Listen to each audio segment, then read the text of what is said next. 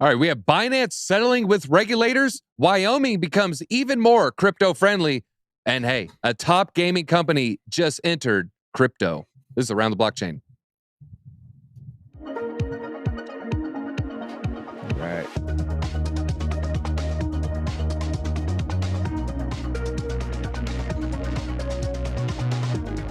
It's going to be a wonderful episode. We got some wonderful guests, and Satoshi Nakamoto might pop up. Like I said, it's going to be a good one. On the top left, we have Crypto Keeper holding it down. Just got home. Crypto Keeper, is it good to be back? It is good to be back, although I miss the beautiful beaches of Brazil, that's for sure. Oh, man, I bet it was a blast. And we have Crypto Blood holding it down, rocking the blue color today. We know you don't want to, but it's crypto. Put me in that blue one more time. One more time. It might be his last time. We can't do it. And then we have Tim Warren. You can follow him at Tim's_TA, putting out really, really good content. Tim, how goes it? It's going, man. It's good. I'm excited to be back on the show. All right. Well, let's talk a little Binance. Binance, this is one of their the chief strategy officer, Patrick Hillman, and he just said they are working closely with regulators to try to find a way out of past violations and to remedy any contingencies they might have in the future and avoid anything more serious than a fine. And the Justice Department, of course, we have talked about this. It's almost a meme at this point. Justice Department looking into Binance. That has been a story for 5 years now, folks. Gets brought up a lot of times when the FUD storm seems to reach an apex up there with Tether FUD. You'll see a little Binance regulator FUD. Then you'll see that crypto price get pushed down a little bit. But now we're getting some real clarity that, hey, maybe they're going to end up settling. The SEC, of course, looking into Paxos, looking into other entities. We have a lot of CFTC regulators looking into this. So any kind of settlement, I think, is just going to be seen as a very, very bullish event. Now, Crypto Keeper, I think you'll see a big pump with BNB, of course. I think, USD might feel a little bit safer. Bitcoin's going to pump as well. What is this more bullish for, though? Is this more bullish for BNB or BTC if this ends up happening? Oh man! First of all, great to be back on the show. Good to be back into crypto. I definitely took a couple weeks off and trying to get my mind back into the game. I got to believe that it's going to be bullish for the entire space, obviously. But BUSD, I feel like it would be. I feel like it would be very good for just Binance as a whole. We've been trying to push for clarity, and we just haven't been getting any such clarity. And DZ, just to clarify, hit me with the end of the question again. You want to know if it's more bullish for Bitcoin or BNB coin? What's going to see the bigger pump? With BNB, I gotcha. Definitely BNB. You're talking about a much smaller market cap, so you're going to get more movement out of that. Binance is always up in the mix as it relates to the crypto space as a whole. Bitcoin's going to lead the way as always. That'll start the charge. BNB will take a bigger, we'll just make a bigger move just because of the market cap as a whole, pretty much. All right. And he's looking at, they didn't throw out any specific numbers. To quote, he said he could not estimate the size of fines or when Binance might reach a solution with U.S. authorities. Now, Crypto Blood, obviously they have a big war chest. They could pay any fine that, the Justice Department throws their direction here. But are they going to want to pursue this because of the precedent that it sets that, hey, you say we got to jump, we're going to end up just paying the piper. Are they going to fight it like XRP and Ripple, or would they just want to get this over with, you think? Get it over with. Get the extortion out the way, move on, and keep it moving. That's what it's all about. Hey, I didn't know if it was the Justice Department or the SEC. Either way, I call the SEC the steal every coin organization. That's what they do. They just shake you down, pay the fine, keep it moving, and then they'll find another reason to fine you in about 4 or 5 years. All right. Now, it looks like Satoshi was not able to join, but we have Big Pay. Maybe where Crypto Keeper just left, it looks like he's from the Bahamas. And now, Big Pay, can you hear us? Is everything working fine? Yep, everything's working fine. I got pulled into an emergency meeting, and I was like, oh, God, it's 5. So I hopped in on my phone real quick. Hopefully my audio is not too bad. Audio actually sounds really, really good. What kind of phone is that?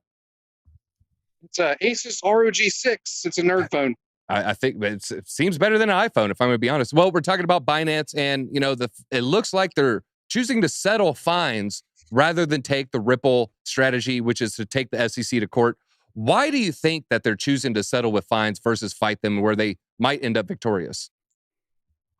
They're probably worried about where it will go and the precedent that it will set. But I honestly wish that they would fight it. You know, the Ripple fighting it and also Coinbase fighting their lawsuits as well is really good because it's going to set standard moving forward so businesses like mine can operate and have a good, you know, legal landscape of what's going to happen in the future. So it's a bit disappointing, but they probably just want to get it over with, pay their fines, and be done.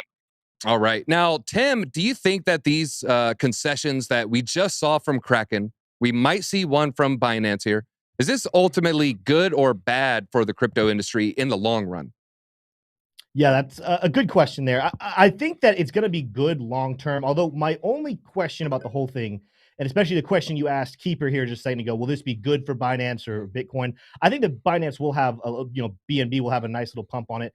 But it does make you kind of question, why are they not fighting it the way others did? Why did Kraken not fight it? Why is Binance not fighting it? We did see Coinbase and Brian Armstrong came out and said, hey, if the SEC tries to go after us, we're going to fight it. That looks like a different mood. There's kind of like a, hey, you know what?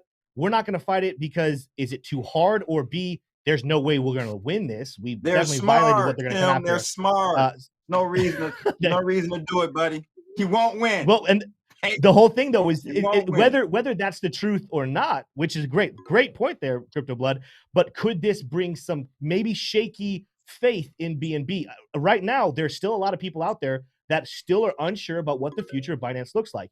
And a settle, while it doesn't mean a guilty conviction, does have a little bit of a context there. They're saying like, oh, is there something actually going wrong with them? I think that it could be bullish long term, but I think we want to know a little more details before we can make a very clear statement. This is bullish long term. And I agree with Pay there. Like, hey, I would have loved to see the precedence of them fighting this. I hate every single time the justice system of the SEC seems to get a leg up on any crypto, but hopefully it does blow over and ends up being smooth. But let's not necessarily just throw in the towel and say, oh, this is clean cut. There could be a lot more information coming out, and we got to sit there and wait for it before we know exactly what's happening. All right. Well, let's move on a little bit and talk about Wyoming. First, hit that like button if you think it doesn't exist. I've never been there. I've never seen it. Maybe it does. I don't know. Supposedly Charles is out there somewhere, but I still remain to I trust, then I verify. All right. But Wyoming has a bill protecting your private keys.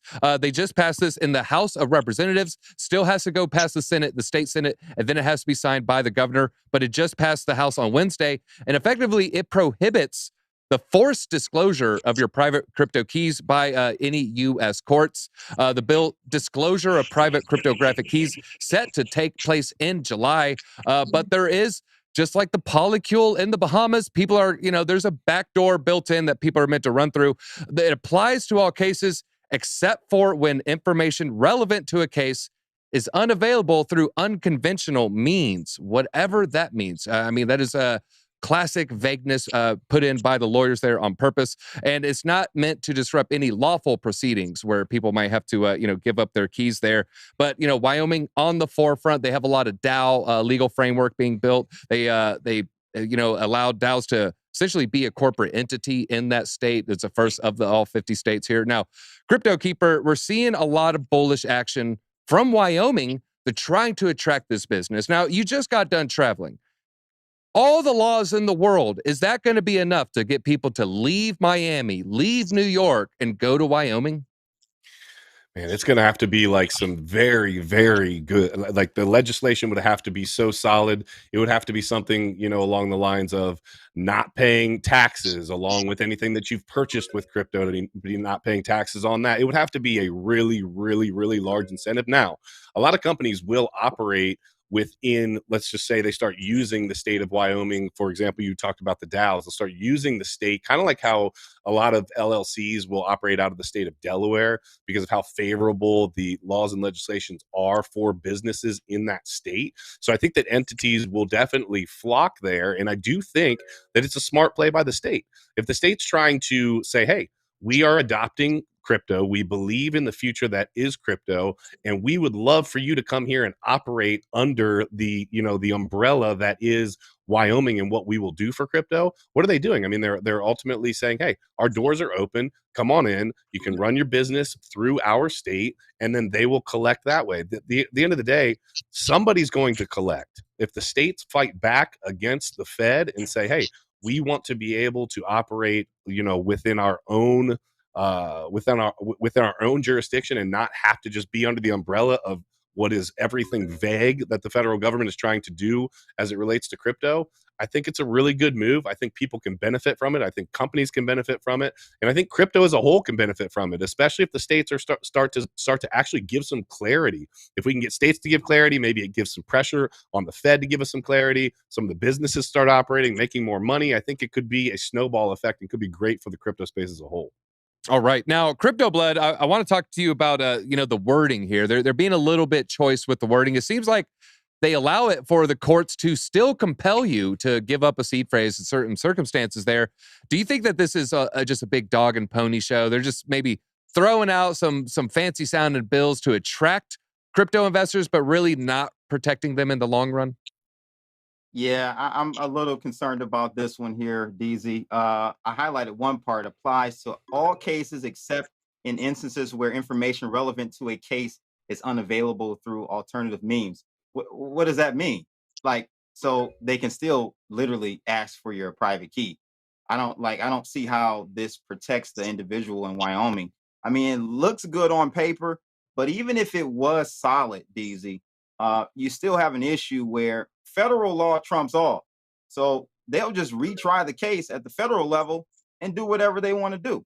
So I don't know how good this is going to really protect citizens of Wyoming, to be honest with you. All right. Well, Big Pay, that he brings up a good point where states have laws that run contrary to federal laws. I think the famous example is the marijuana laws in America, where it's legal to sit on a corner, and toke up the joint, light up a marijuana cigarette, if you will. But the feds can still bust you, but we don't really see that. We don't see FBI shutting down these shops. I went to NFT NYC. There's pot shops in Times Square. No one cares. Are the feds going to have the same reaction with crypto? Do you think that, hey, a Wyoming resident, they have these local laws, let's not bother them? Or is it going to be FBI open up, crashing through the window? I think the feds ultimately are going to do whatever they want. When they first started passing these laws, they would actually kick down the doors and steal all the money. And, even now, if in a medical state or a legal state, oftentimes you have to pay with cash or debit because the credit card systems are through the federal government. And I think it'll be the same thing for these state laws relative to cryptocurrency. I don't think these state laws can protect you from the federal government. And that clause really bothers me in that Wyoming bill because, they should have just stated if information is necessary, then you're required to give your public key and not the private key because these are public ledgers. All of that data that you would need for a case is going to be within that public key without actually having to give access to your funds. So I'm not really sure why they put that provision in there. Wyoming actually has been very good in the past. As you mentioned, they passed the bill that allowed DAOs to be started. In the Cardano community, almost everyone runs their businesses out of Wyoming. And the reason for that is because your names aren't actually attached to the entity. So when you have to actually be subpoenaed in court for them to even get the names of who's running the business. So Wyoming is very about protecting individual rights. So I'm actually quite surprised to see that clause thrown in there. Yeah, and Big Pay, Tim, he brought up a good point with the difference between public keys and private keys. Now, I want to ask you, this is a little bit of an esoteric question. I know you're not a lawyer. We're not asking, for actual, real, true legal advice here, but is it gone are the days of I lost my ledger on a boating accident? Is that a relic of a bygone era? Was that an era that existed? I lost my ledger on a boating accident. I'm not necessarily certain. I think it is really interesting to watch how this develops because when I saw this article this morning, we talked about it on our show over on Investing Bros this morning. I think the bigger information in this story is what's not being said. And we're talking about what Wyoming is doing. Well, if Wyoming feels compelled to break news that they're doing such a thing where they're saying, hey, you're not going to be forced to give up your private keys, what are the other states doing? What are these other states going to actually kind of back off, what we saw a couple of months ago, last year, actually, with our friends up in Canada and the president of Canada, Prime Minister of Canada was literally trying to forcefully shut down and freeze people's exchanges. And they wanted to put pressure on Coinbase and others to do so. I think I agree with things that were said earlier here. The federal government, I think, is going to be making a push to try to control your money. And here's what's really interesting as we get into crypto.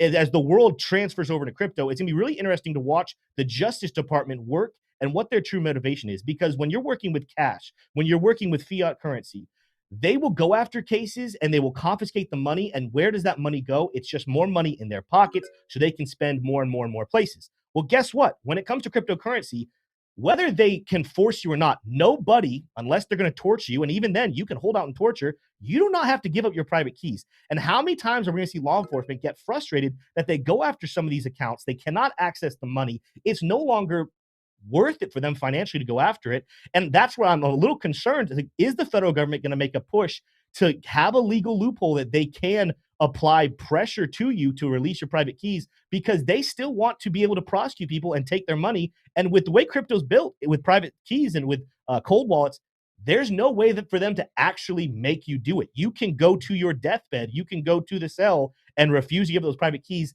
and they will never touch that money the way they could go confiscate your cash, get your bank accounts, go into your house, tear open your mattress, and take all that cash. Crypto is changing the game, but with that change comes a lot of uncertainty. And so while I'm happy for the citizens of Wyoming, and you asked earlier, would people start moving there? I think there's a chance they would, because if this legislation is needing to be passed, does that mean other states are actually working on legal loopholes to somehow be able to try to force people to release those private keys? Yeah, the methods of compelling, that's where there's a lot of ambiguity. I mean, it's what does that mean? Jack Bauer is going to shoot my kneecap? I mean, I don't know. It could definitely, they wanted, they would get it. Matter. It doesn't matter to me, DZ. I lost my private keys in a train accident in Ohio.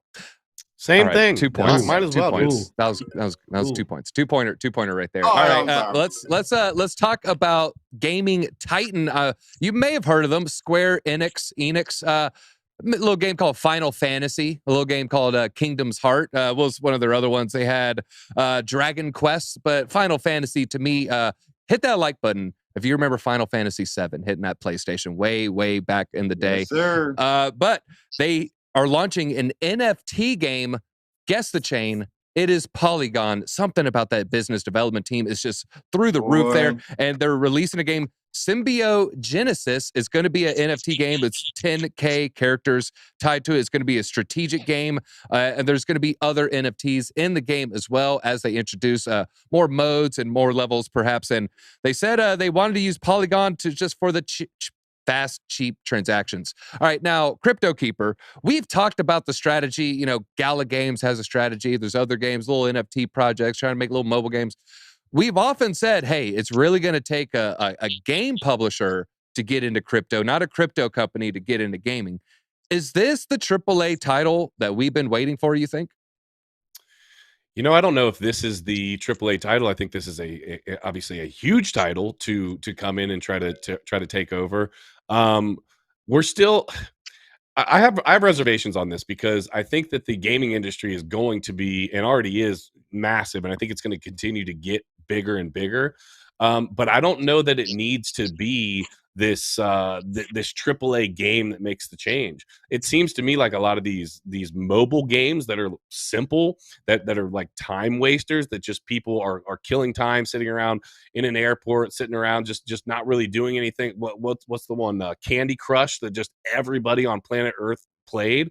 And if people were able to make actual cryptocurrency off of some of these time wasting games, I feel like it's going to be something more simple on that end that's really going to make that huge push. Now, the AAA game it would be super dope. What's the Illuvium, I think, is the one that they've been showing that's supposed to have fantastic graphics, and there's a lot of different gaming titles that are pushing to do this. I think it'll be really fun. I think it'll be excellent, but somebody's got to figure out the tokenomics. At the end of the day, all of these different games are trying to figure out ways to incentivize you to play and continue to play while you're earning capital, while you're earning crypto.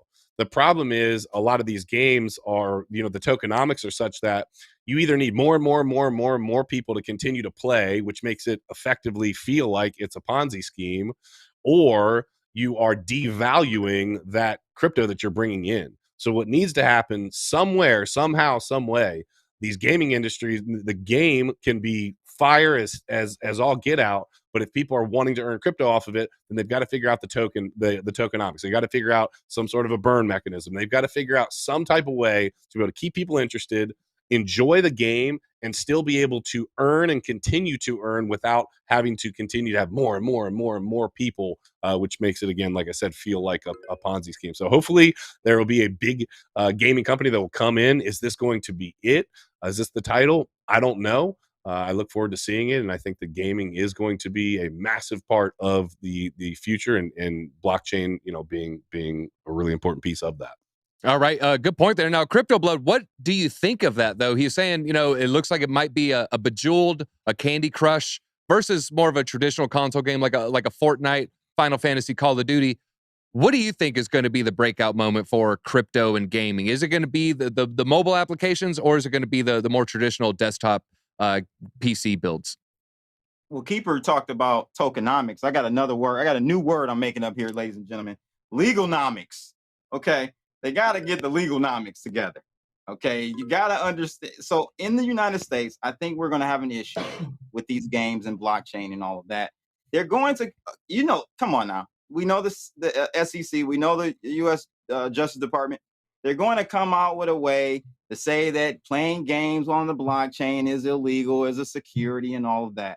So I think the breakout is when we can somehow shore up the legal side of this thing. And once that's done, once people know the legal stance as far as blockchain gaming, I think you're going to see a huge push forward. I actually think that blockchain gaming is going to be the biggest aspect and reason to bring people into blockchain. So I'm very excited about it long term.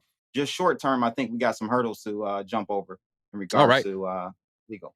All right. Well, Big Pay, you saw what coin they chose. They ended up going with Polygon. They want to use the Matic blockchain there. What did you think about the fact that they're choosing Polygon? Were you surprised by it? Do you think there's other options you would have chose? I wasn't surprised at all. I mean, it seems like their business development team is absolutely savage at bringing these big partnerships from mainstream. It's nice to see Square Enix start building games. I personally played the Tomb Raiders that were really good. And I actually do want to answer that last question. I think it's going to be mobile gaming that really takes all of these users into cryptocurrency. I think gamers, I personally was a gamer my entire life. So, having these tokens or these currencies and, using them for in-game items made it very easy for me to understand cryptocurrency. So once we see a huge game that meets millions of users, I think it will actually bring a lot of people into our industry. And I'm looking forward to that. I don't think a Bejeweled style game is going to be the one to do it, but more kudos to Polygon. They keep killing it, and I'm happy to see them bring more real people into this space. All right, and where's my RuneScape Marketplace OGs at? Hit that like button if you you're early in Web3 before they even called it Web3. All right, now Tim, from a TA perspective, what do you feel about gaming heading into 2023? There is a point I like to make where we really haven't seen a gaming token have a second bull run. So, I mean, are you bullish on the space? Is there a strategy that you like to employ? Do you go for new games? Do you go for the top tier games, the top 50 market cap games? What's the Tim strategy for 2023 in gaming tokens? DZ, we've gone back and forth a couple times when I've been on the show before. I am not a gamer, and I also do not invest in that many gaming coins. But this article caught my attention because of the Polygon side. I really love Polygon, but you asked about the gaming tokens as a whole. I want to kind of piggyback some stuff that even Blood talked about the legal loopholes they're going to have to jump through. Here's going to be the problem with what gaming is going to come forward with in 2023. Any type of success that they make is going to be like them popping their heads out of the hole. Right now, crypto has so many assets. There's so many different things that crypto can do, and the SEC can only pay attention to so many at a time. The minute gaming starts to become a real asset and people are actually making real money on it, that's like that weasel head popping up out of the hole, and the SEC is going to want to beat it down. So Blood, I think, nailed it right there. It's one of those like borderline lose-lose. The minute it catches steam, there's going to be some regulator trying to pop it back down, or it's not going to pick up steam at all and have no regulation, and the few people that use it are going to be very happy because they continue to do their thing. I think it's going to be very interesting to watch how that kind of plays out. I also agree with Keeper. I think that until the technology catches up, which, again, I'm not a gamer, but from what I understand from my friends, the technology is just nowhere close to what you can do with a PC or a console. But I think some of those more simple time-killing games and the fact that you could maybe earn some money. I've heard stories of kids who play some of these play-to-earn games and make more money than their parents. That's obviously an outlier. But as long as that happens, I think there's a chance that there's a level of somewhat success in 2023. But just watch. The minute it picks up steam and people really start to really love what's going on there, watch for Gary Gensler and his goons to maybe try to pop that weasel back down. All right. And my piece of advice, don't be afraid to take profits with these gaming tokens. If it seems unsustainable, you're looking at your friend saying, I don't get it. I don't get why we're all making that much money. Maybe that's time to start scaling out of your in-game assets. Just speaking from experience, I've been doing this since Wax, baby. So, I'm just saying, you don't want to be the one holding the bag there. All right. Well, I think we're going to go ahead and wrap it out. I have to do a little bit of a short episode. I have a water leak at home. Kat, I'm coming home. I'm going to try to save the day here. I'm at least going to try. Hopefully, I don't pull a Tim the Toolman Taylor move. But it looks like we had Crypto Keeper in and up in first place. Crypto Keeper, feel free. Tell us why you're not even more tan, and leave us with some parting thoughts. Well, Crypto fam, I love each and every one of you. Make sure to follow everybody on the show. DZ, thanks for having me on again, as always. We live in a really unsure world right now, and if you're looking to kind of figure things out, not just in crypto, but maybe as it relates to just your personal everyday life, we got East Palestine stuff going on, whatever the case may be, go to dangerclosealpha.com. Check out our NFT project. We've got a lot going on over there. And until next time, love you guys. Train accidents are the new boating accident. Yes, sir.